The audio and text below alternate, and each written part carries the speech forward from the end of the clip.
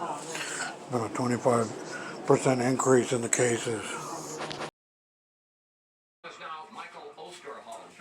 Not wearing masks. Listen to context, and Daniel Bornstein, the former librarian to Congress, once said, the greatest obstacle to discovering the shape of the earth, the continents, and the oceans was not knowledge, but in fact the illusion of knowledge. And I think that what we have here today is we're not sure what's happening.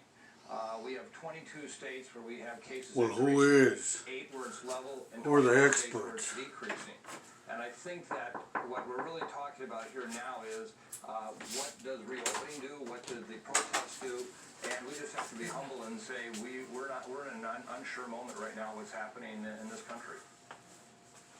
Now, some people, doctor, have suggested that the reason we're seeing more cases is because we're doing more testing, but it isn't just new cases. I want to put some numbers up on the screen. 5 states have seen at least a 35% increase in hospitalization since Memorial Day. And because they went out without their masks. Deaths will jump from 115,000 now to between 120,000. So they're doing it right now at the beach. Without the masks. How much of this do you attribute to states reopening and people easing up on social distancing? And do you think, when you see this increase in hospitalizations and deaths, that some states should consider pulling back on reopening? Well, what we have to understand is that about 5% of the U.S. population has been infected to date with this virus, some locations slightly higher.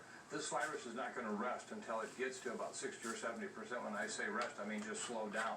So one way or another, we're going to see a lot of additional cases out there. That's spooky. The question we're asking ourselves right now, what does it's going to be like what did the protests do?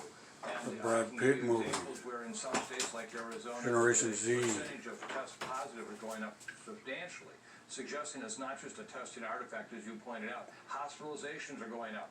That surely is an indication. But it's not universally. It could be like Zombieland. And we're at one of those moments right now where we have to understand what is actually happening. How much is the virus driving itself? Remember, in previous influenza pandemics, we saw waves. These were 2 to 3 months of cases that then would suddenly just literally almost disappear, go into a trough, which had nothing to do with a man-made activity, only to come back with a vengeance in a second wave several months later.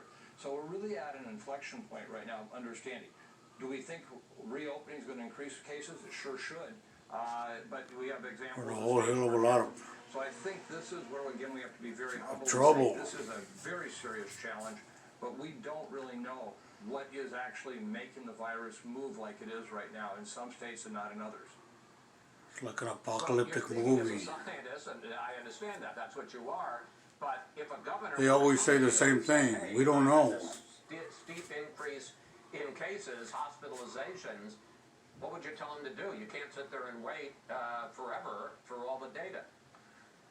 I would absolutely agree with you. We have to continue to stay on top of this. The question is, can we go back down into what was total lockdowns? And this is the point. They want total lockdown too. Plan for understanding what we're trying to do here.